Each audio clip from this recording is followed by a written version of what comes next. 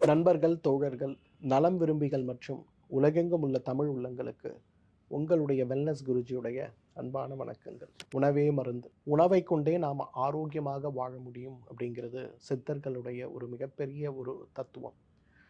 ஆனால் உணவில் என்ன சேர்க்கணும் சேர்க்கக்கூடாது அப்படிங்கிற ஒரு புரிதலற்று நாம் இருக்கிறதுனாலையும் நம்முடைய உடல் வாதம் சார்ந்ததா, பித்தம் சார்ந்ததா, கபம் சார்ந்ததாங்கிற ஒரு புரிதலற்று இருக்கிறதுனாலையும் உடலுக்கு ஒவ்வாமை ஏற்படுத்தக்கூடிய உணவுகளையோ, உடலுக்கு எது நல்லது கெட்டதுங்கிற புரிதலற்ற ஒரு நிலையையோ நாம் கொண்டு செல்லும்போது நமக்கு ஆரோக்கியமான உணவை சாப்பிடுகின்ற ஒரு வழக்கம் இருந்தாலும் கூட நம்முடைய உடல் மிகப்பெரிய அளவில் நோய்வாய்ப்பட்டு விடுவதை நாம் பார்க்கிறோம். நிறைய பேர் என்னிடத்தில் வரும்போது கேட்கக்கூடிய கேள்வி, சார் நான் ஹெல்த்தி ஹேபிட்ஸை தான் ஃபாலோ பண்ணுறேன், குடிப்பழக்கம் இல்லை, புகைப்பழக்கம் இல்லை, புகையிலை பழக்கம் இல்லை, காஃபி டீ கூட நான் சாப்பிட்றது கிடையாது சார்.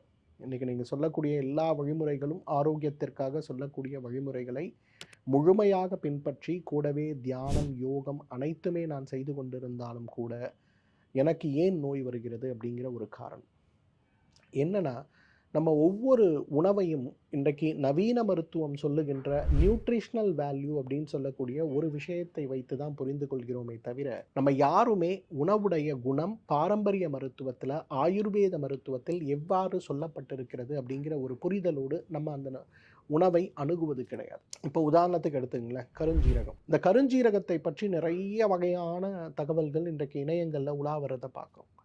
சிலர் கருஞ்சீரகம் நல்லதுன்னு சொல்கிறதும், கருஞ்சீரகம் கெட்டதுன்னு சொல்கிறதும் நிறைய விஷயங்கள் இருக்குது. இன்னும் சிலர் இந்த கருஞ்சீரகம் உண்மையிலே மருத்துவ ரீதியாக ஆராய்ச்சி பண்ணப்பட்டதா அப்படிங்கிற கேள்விகளும் கேட்கப்படுறதை நம்ம பார்க்கிறோம். இன்றைக்கு ஒரு பொருள் வெளியில் நாம் சாப்பிடும்போது கசப்பு சுவையோடு இருந்தாலும் கூட வயிற்றுக்குள் நமக்கு செல்லும் போது அமிலங்களோடு கலக்கும் போது அது இனிப்பு சுவையாக மாறுவதை பார்க்கிறோம். இந்த அதிசயம் எப்படி நடக்குது? இன்னும் அறிவியலுக்கு இது தெரியாது. அதனால தான் மூலிகைகளை பற்றியும் இயற்கை உணவுகளை பற்றியும் ஒரு மிகப்பெரிய அளவு குழப்பம் நம் சமூகத்தில் நிலவுவதை நாம் பார்க்கிறோம். இன்றைக்கு ஜீரகம் சாப்பிட்டால் உடலுக்கு நல்லது, சீர் அகம், உள்ள இருக்கக்கூடிய உறுப்புகளை சீராக்கக்கூடியது சீரகம். இது நமக்கு நம்பிக்கையான விஷயம். இது சார்ந்த ஆராய்ச்சிகளும் இதை நிரூபித்திருக்கிறத பார்க்குறோம். ஆனால் பிரபாவம் அப்படின்னு சொல்லக்கூடிய ஒரு வார்த்தை, இந்த பிரபாவம் அப்படிங்கிறது ஸ்பெஷல் குவாலிட்டி அப்படின்னு சொல்லுவோம். ஒவ்வொரு மூலிகைக்கும் ஒரு ஸ்பெஷல் குவாலிட்டி உண்டு. சில மூலிகைகளுக்கு அந்த ஸ்பெஷல் குவாலிட்டி உண்டு, சில மூலிகைகளுக்கு அந்த ஸ்பெஷல் குவாலிட்டி கிடையாது. இந்த பிரபாவம் அப்படிங்கிறது தான் ரொம்ப முக்கியமான ஒரு குணம். எந்த மூலிகைகளுக்கெல்லாம் இந்த ஸ்பெஷல் குவாலிட்டி இருக்கிறதோ அந்த மூலிகைகள் அனைத்துமே காயகல்பமாக வேலை செய்வதை பார்க்கிறோம். அப்போ அந்த இடத்துல வாத உடம்பா, பித்த உடம்பா, கப உடம்பா நம்ம பார்க்க வேண்டிய அவசியம் இல்லை. உடம்புல இருக்கக்கூடிய நோய்த்தன்மை எந்த விதமான நோய்த்தன்மையாக இருந்தாலும் அந்த விதமான நோய்த்தன்மை மாற்றமடைந்து உடல் ஆரோக்கியப்படுவதை பார்க்க முடியும். அந்த வகையில் இன்றைக்கு நோய் புரிதல் அப்படிங்கிறது எவ்வளவு முக்கியமோ அதே போல் நாம் உண்ணுகின்ற உணவை சார்ந்த புரிதலும் இன்றைக்கு அவசியமாகிறது. இன்றைக்கு முதல் அழகான ஒரு உணவு, இன்றைக்கு தமிழகத்திற்கே உரித்தான ஒரு மூலிகை, ஆனால் தமிழ் மக்களால் மிகப்பெரிய அளவில் புறக்கணிக்கப்பட்டு இருக்கக்கூடிய மூலிகைன்னு நம்ம சொல்லக்கூடிய முடவு ஆட்டுக்கால் கிழங்கு அப்படின்னு சொல்லக்கூடிய முடவாட்டுக்கால் கிழங்கை பற்றி தான் இன்றைக்கு உங்களோடு நான் பேச போகிறேன். இப்போ பொதுவாக நம்ம முடமானோம்னா என்ன ஆகும்? கை கால்களுடைய இயக்கம் நின்று போகும். நம்முடைய கால்களை கைகளை ஆட்டக்கூடிய பலம் நமக்கு இருக்குமானா இருக்காது.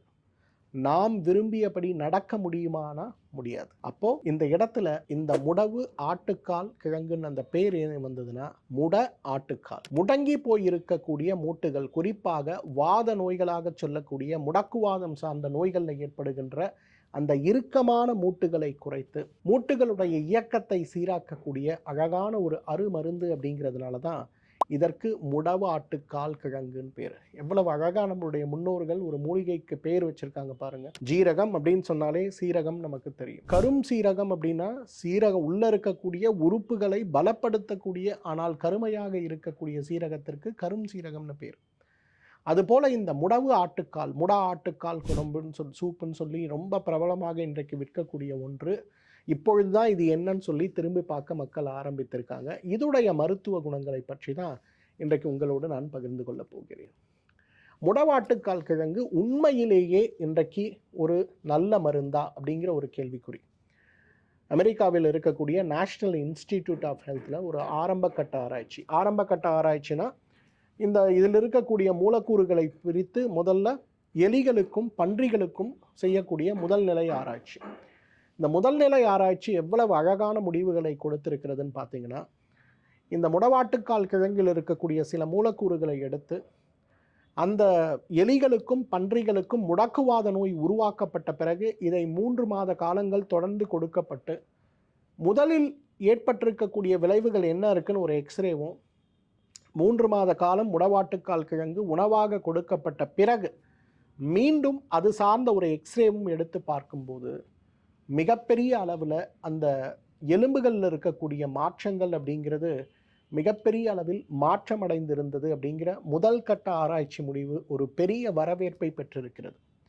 ஏன்னா இன்றைக்கு மூட்டு மாற்று அறுவை சிகிச்சை தான் இன்றைக்கு முடக்குவாதம் சார்ந்த நோய்கள் ஏற்படும் போது செய்ய வேண்டிய சிகிச்சை அப்படின்னு சொல்லப்பட்டு வருகின்ற ஒரு நிலையில் இன்றைக்கு முடவாட்டுக்கால் சார்ந்த இந்த ஒரு ஆராய்ச்சி ஒரு மிகப்பெரிய வரவேற்பையும் ஆச்சரியத்தையும் இன்றைக்கு நிறைய மருத்துவ ஆராய்ச்சியாளர்களிடம் உருவாக்கி இருக்கிறது. காரணம் என்னென்னா, இன்றைக்கு மூட்டு தேஞ்சு போனால் உங்களுக்கு சரி பண்ண முடியாது, அதனால் நீங்கள் ஆப்ரேஷன் தான் செய்யணுன்றது தான் எல்லா மூட்டு மாற்று சிறப்பு மருத்துவர்களும் சொல்லக்கூடியது. ஆனால் முடவாட்டுக்கால் கிழங்கிலிருந்து எடுக்கக்கூடிய மூலக்கூறுகளை வெறும் 3 மாத காலம் கொடுக்கும்போது எக்ஸ்ரேல டிஃப்ரென்ஸ் தெரியக்கூடிய அளவுக்கு இன்றைக்கு அழகான ஆராய்ச்சி முடிவுகள் வந்திருக்கிறது. இது நேஷ்னல் இன்ஸ்டிடியூட் ஆஃப் ஹெல்த்னு சொல்லக்கூடிய NIHன்னு சொல்லக்கூடிய வெப்சைட்டில் சித்தர்கள் சொல்லி இருக்கக்கூடிய, இன்றைக்கு தமிழறிஞர்கள் சொல்லி இருக்கக்கூடிய நிறைய விஷயங்களை பற்றி கேள்விகள் நிறைய எழுப்பப்படுறதை பார்க்குறோம். இந்த கேள்விகளுக்கான விடைகள் இன்னைக்கு கிடச்சிக்கிட்டே இருக்குது. இன்றைக்கு ஒரு பிளைண்ட் ஸ்டடின்னு சொல்லக்கூடிய, எப்படி வேலை செய்யுதுன்னு தெரியாது ஆனால் வேலை செய்து அப்படிங்கிற ஒரு நிலையிலேயே மிகப்பெரிய அளவு மாற்றங்களை நாம் பார்க்கும்போது ஆயுர்வேதம் சித்த மருத்துவம் சொல்லி இருக்கக்கூடிய அடிப்படையான விஷயங்களை உணர்ந்து அதற்கு ஏற்றாற்போல் இதை நாம் பயன்படுத்தும் போது யோசிச்சு பாருங்க, நோயற்ற ஒரு சமூகமாகவே நாம் மாறிவிட முடியும் இல்லையா? ஸோ அந்த வகையில் முடவாட்டுக்கால் கிழங்கை பற்றி இயற்கை மருத்துவம் என்ன சொல்கிறது? முதலாவது, இந்த மருத்துவம் என்ன சொல்லுதுன்னு நம்ம புரிஞ்சுக்கிறதுக்கு முன்னாடி நம்முடைய உடலுடைய இயக்கம் என்ன, எப்படி நம்ம உடம்புல சத்துக்கள் சேருதுங்கிற ஒரு புரிதலை நம்ம கொண்டு வரணும். முதல்ல நம்ம எப்படி உயிரோடு இருக்கோம்? நம்ம விடுற மூச்சு, நம்ம சாப்பிட்ற சாப்பாடு, இது மட்டும்தானா? கிடையாது. பிரபஞ்சத்திலிருந்து நாம் எடுக்கக்கூடிய சக்தின்னு சொல்லக்கூடிய 3 விஷயங்கள் ஒன்றாக சேரும்போது தான் உயிர் சக்தி உருவாகிறதையும் அந்த உயிர் சத்து மூலம்தான் நம்ம உயிரோடு இருக்கிறதையும் நம்ம பார்க்கணும். உடலுடைய அடிப்படையாக இருக்கக்கூடிய விஷயங்கள் என்ன? பஞ்சமகாபூதங்கள். இந்த பஞ்சபூதங்களும் உடல்ல உருவாக்கக்கூடிய முதல் காரணிகளாக வாதம் பித்தம் கபம்ங்கிற 3 தோஷங்கள் இருக்கிறத பார்க்கணும். இந்த 3 தோஷங்களும் உடல்ல இருக்கக்கூடிய உறுப்புகளாக உடலாக மாறும்போது அவை நம்ம உணவிலிருந்து கிடைக்கக்கூடிய அந்த சத்து உடல் சத்தாக மாறுவது, பிறகு இரத்தமாக மாறுவது, பின்பு தசையாக மாறுவது, பின்பு கொழுப்பாக மாறுவது, பின்பு எலும்பாக மாறுவது, பின்பு எலும்பு மஜ்ஜையாக மாறுவது, பின்பு இனப்பெருக்க மண்டல உறுப்பாக தேவையான சத்துக்களாக மாறுவது, கடைசியாக நம்ம உடலுடைய முழுவதும் வியாபித்திருக்கக்கூடிய சக்திகளாக மாறி உடலுடைய வர்ம புள்ளிகளை பலப்படுத்தக்கூடிய சக்தி ஓட்டமாக மாறுவதை நம்ம பார்க்குறோம். இதோட நம்ம செரிமானம் முடிஞ்சிச்சானா? கிடையாது.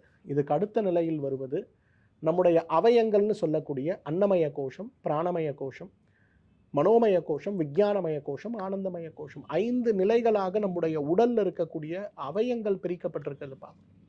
இந்த அவயங்களுக்கு தேவையான சத்துக்கள் முழுமையாக நமக்கு கிடைக்கும்போது இவை உடலில் இருக்கக்கூடிய 7 சக்கரங்களையும் தூண்டப்பட்டு உடலுடைய இயக்கம் சீராக்கப்படுறதை பார்க்கணும். பிரபஞ்ச சக்தி வந்து சக்கரங்களை சீராக்கி உடலுடைய உறுப்புகளை வெளிப்புறமாக பலப்படுத்துகிறது. உண்ணுகின்ற உணவில் இருக்கக்கூடிய சத்துக்கள் உட்புறமாக இருந்து நம்மை பலப்படுத்துகிறது. ஸோ இந்த 2 விஷயம் பேரலாக நடக்கும்போது தான் நம்மளால் இளமையாக இருக்க முடியுது, ஆரோக்கியமாக இருக்க முடியுது. எப்படி சித்தர்கள் பல 1000 ஆண்டு காலம் வாழ்ந்து வருகிறார்கள், இன்றைக்கு நம்மிடம் சித்தர்கள் பல 1000 வருடங்களுக்கு பிறகும் தோற்றமளித்து நமக்கு தேவையான உதவிகளை செய்கிறார்கள்னு பார்த்தீங்கன்னா இவை அனைத்துமே வந்து இந்த சக்தி ஓட்ட விகிதங்களை சீராக வைத்துக்கொள்வது தான். இப்போ நம்முடைய தமிழ் மருத்துவத்திலும் ஆயுர்வேத மருத்துவத்திலும் காயகல்ப மருந்துகள் அப்படிங்கிற ஒரு அகராதி வருவதை பார்க்கிறோம். இந்த காயகல்ப மருந்துகளுடைய வேலை என்னன்னு பார்த்தீங்கன்னா, இந்த வாதபித்த கபத்தை சீராக்கி உடலில் இருக்கக்கூடிய உறுப்புகளாக இருக்கக்கூடிய அந்த தோஷங்கள் தாதுக்களை சீராக்கி வர்ம புள்ளிகளை பலப்படுத்தி அவயங்களை பலப்படுத்தி கடைசியாக சக்கரங்களை பலப்படுத்த எல்லாரோடையும் பின்பற்ற முடியாத யோக தியான பயிற்சிகளால் முடியாத விஷயத்தை சுலபமாக நமக்கு சாதித்து கொடுக்கக்கூடிய மூலிகைகளை தான் இந்த காயகல்ப மூலிகைகள்னு சொல்கிறோம். இதுதான் மிகப்பெரிய டிஃப்ரென்ஸ். இன்றைக்கி டெய்லி உட்காந்து தியானம் பண்ண எல்லாராலையும் முடியுமா? முடியாது. இறை வழிபாடோடு நேர்மையான வாழ்க்கை எல்லாராலையும் வாழ முடியுமா? முடியாது. மனதை சஞ்சலப்படுத்த விட முடியாமல் மன சஞ்சலத்தை முற்றிலுமாக விடுத்து நம்ம ஒரு ஆரோக்கியமான வாழ்க்கை போக முடியுமா? முடியாது. இன்றைக்கு இருக்கக்கூடிய லைஃப் ஸ்டைலில் எல்லாத்தையும் ஒதுக்கி வச்சு ஒரு சன்னியாசி வாழ்க்கை நம்ம போக முடியுமா? முடியாது. ஆனாலும் நோயற்ற வாழ்க்கை தேவையாக இருக்கே, ஆனாலும் இளமையாக இருப்பதற்கு ஆசையாக இருக்கே, அப்போ என்ன பண்ண முடியும்னா, யாருக்கெல்லாம் ஒரு கடினமான வாழ்க்கை எடுத்து இம்மையை மறுமை இல்லாமல் முடித்து கொள்ள ஆசையற்று இருக்கிறார்களோ அவர்கள் இந்த ஜென்மத்தில் இந்த ஒரு உலகத்தில் ஆரோக்கியமாக வாழ்வதற்கு என்ன செய்ய வேண்டும் அப்படின்னு சொல்லி கொடுக்கக்கூடிய சிகிச்சை தான் காயகல்ப சிகிச்சைன்னு பேர். ஏன்னா இந்த காயகல்ப சிகிச்சையை பொறுத்தவரையிலும் மிகப்பெரிய அளவு வாழ்வியல் மாற்றங்கள் இல்லாமல் சுலபமாக இதை நாம் பின்பற்றி வந்தாலே நாம் ஆரோக்கியமாக இருக்கலாம்.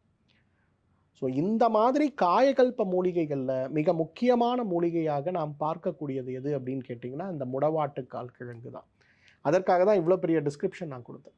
இந்த முடவாட்டுக்கால் கிழங்கை பொறுத்தவரையிலும் மிகப்பெரிய அளவில் உடலுடைய ஆரோக்கியத்தை மேம்படுத்தி உடலுடைய வர்ம புள்ளிகளில் இருக்கக்கூடிய சக்தி ஓட்டத்தை சீராக்கி எலும்புகள், மூட்டுகள், தசைகள், தசைநார்கள் இவற்றுக்கு தேவையான ஜீரண சக்தியை உருவாக்கி ஒரு திசுவிலிருந்து மற்றொரு திசு உருவாகும் போது உருவாகின்ற முழுமையான திசுவாக அவை மாற்றமடைவதற்கும் இந்த திசுக்களிலிருந்து உருவாகக்கூடிய கழிவுகள் முழுமையாக உடலை விட்டு வெளியேறி உடல் ஆரோக்கியமாக இருப்பதற்கும் ஒவ்வொரு வர்ம புள்ளிகளுக்கு தேவையான சக்திகள் சீரமைப்பதற்கும் அதனாலேயே சக்தி ஓட்டங்கள் சீராகி உடலில் இருக்கக்கூடிய தேவையற்ற அந்த தேய்மானங்கள் மாறுவதற்கு உதவி செய்வதற்கும் மிகப்பெரிய அளவில் உதவி செய்கின்ற ஒரு அழகான அருமருந்து எது அப்படின்னா முடவாட்டுக்கால் கிழங்கு. ஸோ முடவாட்டுக்கால் கிழங்குடைய குணத்தை பற்றி நம்ம பார்த்தோம். ஏன் இது ஒரு காயகல்ப மூலிகை, ஏன் நம்ம எல்லாருமே சாப்பிடணுங்கிறது இல்லையா? முடவாட்டுக்கால் கிழங்குடைய மருத்துவ குணங்கள் என்ன அப்படிங்கிறத இப்போ பார்ப்போம். முதலாவது, முடவாட்டுக்கால் கிழங்கு இன்றைக்கு உடலில் இருக்கக்கூடிய எலும்புகளுடைய தேய்மானத்தையும் மூட்டுகளில் இருக்கக்கூடிய தேய்மானத்தையும் மாற்றி குறிப்பாக முடக்குவாத நோயாளிகளுக்கு இருக்கக்கூடிய மூட்டு இறுக்கத்தை மாற்றக்கூடிய மிகப்பெரிய அருமருந்துன்னு சொல்லலாம். முடவாட்டுக்கால் கிழங்கு சாதாரணமாக நம்ம சாப்பிட முடியாது. என்ன காரணம்னு கேட்டிங்கன்னா இதை செரிப்பதற்கு தேவையான சத்து நம்ம மனித உடலுக்கு கிடையாது. அதனால தான் இந்த முடவாட்டுக்கால் கிழங்கை நம்ம என்ன பண்ணுறோம்னா சிறு சிறு துகள்களாக நறுக்கி அதை தண்ணீரில் போட்டு சூப்பு வைப்பது போல் வேக வச்சு அதை சாப்பிட்றோம். இந்த சூப்பு வைப்பது போல் வேக வைத்து சாப்பிடுவதுடைய இன்னொரு தாத்பரியம் என்னென்னா, இந்த முடவாட்டுக்கால் கிழங்கில் இருக்கக்கூடிய சில அமிலங்கள் தண்ணீரில் கரையக்கூடிய அமிலங்களாக இருக்கிறதுனால அதை நாம் சாப்பிடும்போது உடல் அதை கிரகித்து கொள்ளக்கூடிய தன்மையை அடைவதை பார்க்கலாம். நிறைய பேர் சொல்லுவாங்க, முடவாட்டுக்கால் கிழங்கு எடுத்து நான் சூரணமாக போட்டு சாப்பிட்றேன் சார் அப்படின்னு. சூரணமாக சாப்பிட்டால் இது பலன் கொடுக்காது. அந்த சூரணத்தை தண்ணீரில் இட்டு கொதிக்க வைத்து வடிகட்டி எடுக்கக்கூடிய அந்த சாறு நீங்கள் குடித்தாலோ அல்லது மற்ற காய்கறிகள் இட்டு அதை வேக வைத்து சூப்பு போல சாப்பிடுகின்ற ஒரு வழக்கத்தை வைத்து கொண்டாலோ ஒரு பெரிய மாற்றம் ஏற்படுவதை நிச்சயமாக நம்ம பார்க்க முடியும். ஸோ முடவாட்டுக்கால் கிழங்கு முடக்குவாத நோயாளிகளுக்கும் முடக்குவாதமாக இருக்கக்கூடிய வீக்கங்களுக்கும் தேய்மானம் அடைந்து போயிருக்கக்கூடிய மூட்டுகளில் தேய்மானத்தை குறைப்பதற்கும் மிகப்பெரிய மருந்து, நிரூபிக்கப்பட்ட உண்மை. இரண்டாவது, இந்த முடவாட்டுக்கால் கிழங்குக்கு மேலே பார்த்தீங்கன்னா முடி மாதிரி கொஞ்சம் ரோமங்கள் இருக்கிறத பார்க்க முடியும். இதை தண்ணீரில் இட்டு கொதிக்க வைத்த தண்ணீரை கொண்டு நாம் குளிக்கின்ற ஒரு வழக்கத்தை வைத்துக் கொள்ளும் போது தோல் நோய்கள், குறிப்பாக தோல் வறட்சி நோய்கள்னு சொல்லக்கூடிய சோரியாசிஸ் சார்ந்த நோய்கள் மிகப்பெரிய மாற்றத்தை அடைவதை பார்க்கலாம். ஏன்னா நம்மில் நிறைய பேர் புரிந்து கொள்ளாத ஒரு விஷயம் என்னன்னா, இன்றைக்கு தோல் ஆரோக்கியத்திற்கு நிறைய வகையான வேதியியல் பொருட்களை நம்ம பயன்படுத்துகிறோம். அந்த பொருட்கள் அற்று சுலபமாக நாம் பயன்படுத்துவதற்கு இந்த முடவாட்டுக்கால் ரோமம்னு சொல்லக்கூடிய மேலே இருக்கக்கூடிய முடி ஒரு அழகான அருமருந்துன்னு சொல்லலாம். மூன்றாவது, முடவாட்டுக்கால் சீரண மண்டலத்திற்கு ஒரு மிகச்சிறந்த மருந்து. இன்றைக்கு எல்லாம் நினைக்கிறோம் எலும்பு மண்டலத்துக்கு மட்டும்தான் இது மருந்துன்னு. கிடையாது. ஜீரண மண்டல உறுப்புகளை பலப்படுத்துவதற்கும் ஜீரணம் சார்ந்த சிரமங்களை மாற்றுவதற்கும் இன்றைக்கு நீண்ட காலமாக வயிறு புண்ணால் அவதிப்பட்டு கொண்டு வருபவர்களுக்கு கூட இந்த முடவாட்டுக்கால் கிழங்கிலிருந்து எடுக்கக்கூடிய அந்த சூப்புன்னு சொல்லக்கூடிய சாறு மிகப்பெரிய அருமருந்துன்னு சொல்லலாம். இதை நல்லா ஒரு 300 மில்லி தண்ணீர் எடுத்து அதில் ஒரு 50 கிராம் அளவுக்கு முடவாட்டுக்காலை போட்டு சிறு சிறு துகள்களாக நறுக்கி போட்டு தண்ணி நல்லா கொதித்த பிறகு போட்டு நல்லா வேக வைத்து அரைத்து எடுக்கக்கூடிய அந்த சாறை நம்ம குடிக்கும்போது வயிற்றில் இருக்கக்கூடிய உணவு குழல் எரிச்சல், மேல் வயிறில் இருக்கக்கூடிய புண்கள், அடிவயிறில் இருக்கக்கூடிய புண்கள், சிறுகுடலில் இருக்கக்கூடிய புண்கள்லாம் மிகப்பெரிய அளவில் மாற்றமடைந்து உடல் ஆரோக்கியம் அடைவதை பார்க்க முடியும். முடவாட்டுக்கால் சூப் அப்படின்றது இன்றைக்கு வயிறு புண்களுக்கும் மிகச்சிறந்த மருந்து. இன்றைக்கு நிறைய ஆண்களுக்கு நம்ம பார்க்கும்போது ஆண்குறியுடைய எழுச்சியின்மையோ அல்லது ஆண்குறி சிறுத்து போயிருக்கக்கூடிய தன்மையோ அல்லது சில நேரங்களில் ஆண்குறியில் இருக்கக்கூடிய அந்த நீளத்தன்மை அல்லது அகலத்தன்மை குறைந்து விட்டதுன்னு வருத்தப்படுறதை நம்ம பார்க்குறோம். நிறைய பேர் குறிப்பாக சர்க்கரை நோயால் அவதிப்படுபவர்களும் தீராத சர்க்கரை நோயால் அவதிப்படுபவர்களும் இந்த சிரமத்தில் இருப்பதை பார்க்கிறோம். இந்த சிரமத்தை மாற்றுவதற்கு, தீராமல் இருக்கக்கூடிய ஆண்மை குறைவு சார்ந்த சிரமங்களை மாற்றுவதற்கும் முடவாட்டுக்கால் கிழங்கு மிகச்சிறந்த ஒரு மருந்துன்னு சொல்லுவோம். முடவாட்டுக்கால் போலவே இருக்கக்கூடிய ஒரு ஸ்பீஷியஸ், இதே ஒரு தாவர வகையில் வரக்கூடிய ஒரு ஸ்பீஷியஸ் ஆப்பிரிக்காவிலேருந்து இன்றைக்கு மிகப்பெரிய அளவில் ஐரோப்பிய நாடுகளுக்கு எக்ஸ்போர்ட் பண்ணப்படுறதை பார்க்குறோம். அதோடைய முக்கியமான குணமே என்னன்னு கேட்டிங்கன்னா, அதிலிருந்து எடுக்கக்கூடிய ஒரு மூலக்கூறு இன்று ஆண்மைத்தன்மையை அதிகரிப்பதற்கு உபயோகப்படுத்துகின்ற மருந்துகள் போலவே மிகப்பெரிய அளவில் உதவி செய்கிறது அப்படிங்கிறது கண்டுபிடிக்கப்பட்டதுனால பெரிய அளவில் இன்றைக்கு வர்த்தக ரீதியாக அது செல்லப்படுவதை பார்க்கிறோம். ஆனால் இன்றைக்கு சுலபமாக வீட்டில் 18 வயது 20 வயதில் இருக்கக்கூடிய ஆண் குழந்தைகள் இருக்காங்க. அவங்க உடலுடைய ஆரோக்கியம் முக்கியம் நினைக்கக்கூடிய ஒவ்வொரு தாய்மாரும், இல்லை திருமணத்திற்கு பிறகு கணவனுடைய ஆரோக்கியம் முக்கியம், தாம்பத்தியம் ரொம்ப முக்கியம் நினைக்கக்கூடிய, ஆரோக்கியமான குழந்தை வேண்டும் நினைக்கக்கூடிய ஒவ்வொரு தம்பதியுமே, குறிப்பாக ஆண்கள் வாரத்திற்கு ஒரு முறையாவது இந்த முடவாட்டுக்கால் சூப் எடுக்கக்கூடிய ஒரு பழக்கத்தை வைத்து கொண்டாலே ஆண்மை குறைவு படிப்படியாக குறையிறதையும் தாம்பத்தியத்தில் நீண்ட நேரம் ஈடுபடக்கூடிய அளவுக்கு ஆரோக்கியம் மேம்படுவதையும் நம்ம பார்க்க முடியும். அதை விட முக்கியமான ஒரு விஷயம் இன்றைக்கு என்னன்னு பார்த்தீங்கன்னா உடல் சோர்வு. இன்றைக்கு நம்ம எல்லார்கிட்டையும் இருக்கக்கூடிய ஒரு மிகப்பெரிய பலவீனம், குறிப்பாக சர்க்கரை நோயாளிகள் இடத்தில் இருக்கக்கூடிய ஒரு பலவீனம் என்னென்னா உடல் சோர்வு தான். காலையில் என்னால் எழுந்திருக்க முடியல, என்னால் நடக்க முடியல, எனக்கு எந்த வேலையும் செய்ய முடியல, எது செய்தாலுமே என்னுடைய உடல் பலவீனமாக இருக்கிறது, எது செய்தாலுமே எனக்கு சத்து மாத்திரைகள் சாப்பிட்டா ஏதோ ஒரு 2 மணி நேரம் வேலை செய்ய முடியுது, காலை எழுந்து கொள்ளும்போது நான் ஃப்ரெஷ்ஷாக இருக்கேன், ஆனால் ஒரு 10 மணிக்கு அப்புறம் ஒரு அரை மணி நேரம் கூட என்னால் நிற்க முடியலன்னு வருத்தத்தோடு இருக்கக்கூடிய நிறைய பேரை நம்ம பார்க்குறோம் இல்லையா? அந்த வருத்தத்தை போக்க, உடலுடைய ஆரோக்கியத்தை மேம்படுத்த, உடல் உற்சாகத்தை மேம்படுத்த நமக்கு உதவி செய்கின்ற மிகப்பெரிய அருமருந்து எதுனா இந்த முடவாட்டுக்கால் சூப்பு தான். இந்த முடவாட்டுக்கால் சூப்பை தண்ணீரில் இட்டு கொதிக்க வைத்து எடுக்கக்கூடிய அந்த சூப்பை தொடர்ந்து வாரம் 1 முறை 2 முறை சாப்பிட்டு வந்தாலே இந்த உடல் சோர்வு சார்ந்த சிரமங்கள் குறைந்து கொண்டே வருவதை நிச்சயமாக நம்ம பார்க்க முடியும். தலைமுடி பிரச்சனை அற்றவர்கள் யாராவது நம்ம இருக்கோமா? இன்னைக்கு தலைமுடி கொட்டுகிறது அப்படிங்கிற கவலையிலேயே படிப்பை கூட மறந்து தினமும் கண்ணாடியை பார்த்து கொண்டிருக்கக்கூடிய ஆண் குழந்தை பெண் குழந்தைகள் நம்ம வீட்டில் இருக்கிறத நம்ம பார்க்கிறோம். இளநரையால் அவதிப்படுகின்ற ஆண் பெண் குழந்தைகளையும் நம்ம பார்க்கிறோம். இது சார்ந்த சிரமங்களை மாற்ற வேண்டும், தலைமுடி ஆரோக்கியமாக வர வேண்டும் நினைக்கிறவங்க யாராக இருந்தாலும் ஒரு 48 நாட்கள் தொடர்ந்து காலை வெறும் வயிற்றில் ஒரு 50 மில்லி அளவுக்கு இந்த முடவாட்டுக்கால் சாறை குடித்தீங்கன்னா, சூப்பு குடித்தீங்கன்னா ரொம்ப அழகாக தலைமுடியில் ஒரு மிகப்பெரிய மாற்றம் ஏற்படுவதை பார்க்க முடியும். இளமையாக இருக்கணும், தலைமுடி நல்லா இருக்கணும், தோல் நல்லா இருக்கணும், ஆரோக்கியமாக இருக்கணும்னாலே அதற்கு மிகப்பெரிய மருந்து இந்த முடவாட்டுக்கால் சூப்புன்னு சொல்லலாம். காயகல்ப மருந்தாக இருக்கிறதுனால ஒரு நோய்த்தன்மையோடு இருப்பவர்கள் தான் இதை சாப்பிடணும்னு அவசியம் இல்லை.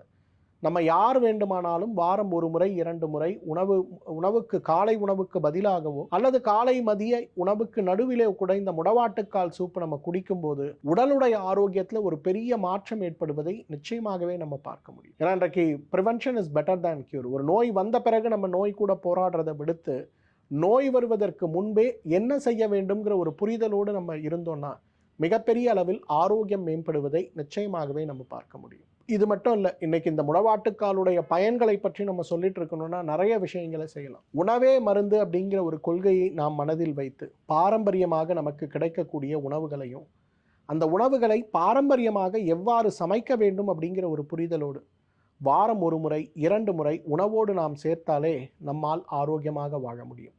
அந்த வகையில் இந்த முடவாட்டுக்கால் சார்ந்த சூப்பு, முடவாட்டுக்கால் கிழங்கு சார்ந்த இந்த சூப்பை உணவாக பயன்படுத்துகின்ற ஒரு வழக்கத்தை வைத்து கொண்டாலே நம்மாலும் ஆயுள் முழுவதும் ஆரோக்கியமாக வாழ்ந்திட முடியும். மீண்டும் மற்றொரு ஆரோக்கிய குறிப்போடு உங்களை சந்திக்கிறேன். அதுவரை உங்களிடமிருந்து விடைபெறுவது உங்களுடைய வெல்னஸ் குருஜி. நன்றி, வணக்கம்.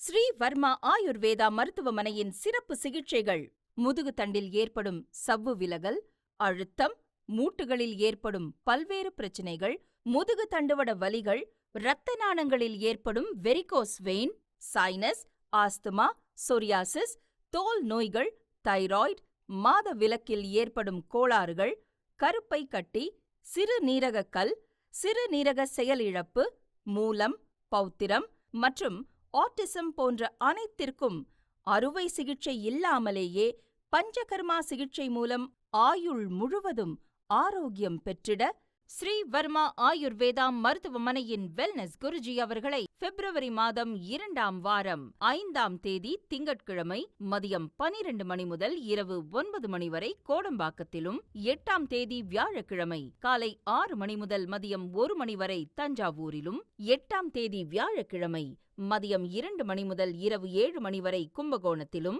9ஆம் தேதி வெள்ளிக்கிழமை காலை 6 மணி முதல் மதியம் 3 மணி வரை சிதம்பரத்திலும், 10ஆம் தேதி சனிக்கிழமை காலை 10 மணி முதல் மாலை 4 மணி வரை ஹைதராபாத்திலும், 11ஆம் தேதி ஞாயிற்றுக்கிழமை காலை 8 மணி முதல் மதியம் 3 மணி வரை ஹைதராபாத்திலும் சந்தித்து மருத்துவ ஆலோசனை பெற தொடர்பு கொள்ள வேண்டிய தொலைபேசி எண்கள் 0444 4609 4900 9500 946634 9500 946635. ஸ்ரீ வர்மா ஆயுர்வேதா மருத்துவமனையின் சிறப்பு மருத்துவர்களிடம் தொலைபேசியில் மருத்துவ ஆலோசனை பெற்று மருந்துகளை தபாலில் பெறலாம். தொடர்பு கொள்ள வேண்டிய தொலைபேசி எண் 9500 தமிழகத்தின் தலை சிறந்த ஆயுர்வேதா குழுமம் ஸ்ரீ வர்மா ஆயுர்வேதா மருத்துவமனையில் பட்டப்படிப்பு முடித்த அனுபவமிக்க மருத்துவர்களை சந்தித்து முறையான மருத்துவ ஆலோசனை பெற்று நலம் பெற Kodambakkam doctor K. Gowthaman, doctor Revathi, Manapakkam doctor Jayarooba, Ambattur doctor Soumya, Tiruvallur doctor Hemala, Vellore doctor Anish, Hosur doctor Sandhya, Salem doctor Saraswathi, Tiruppur doctor Malarvizhi, Tiruvannamalai doctor Sushmitha Chandran, Villupuram doctor Divya, Coimbatore doctor Malathi, Trichy doctor Sharmila, Chidambaram doctor Surya, Kumbakonam doctor Mangaiyarkarasi, Thanjavur doctor Maria Christina, Madurai doctor Abeena Mobisha, Nagercoil doctor Jebashin, Bangalore doctor Amrutha, Ulsoor doctor Shruti, Mumbai doctor Siddharth காதம், வைஷாக் டாக்டர் திரிநாத ராவ், ஹைதராபாத் டாக்டர் நவனீத் அவர்களையும் சந்தித்து ஆயுள் முழுவதும் ஆரோக்கியத்துடன் வாழுங்கள்.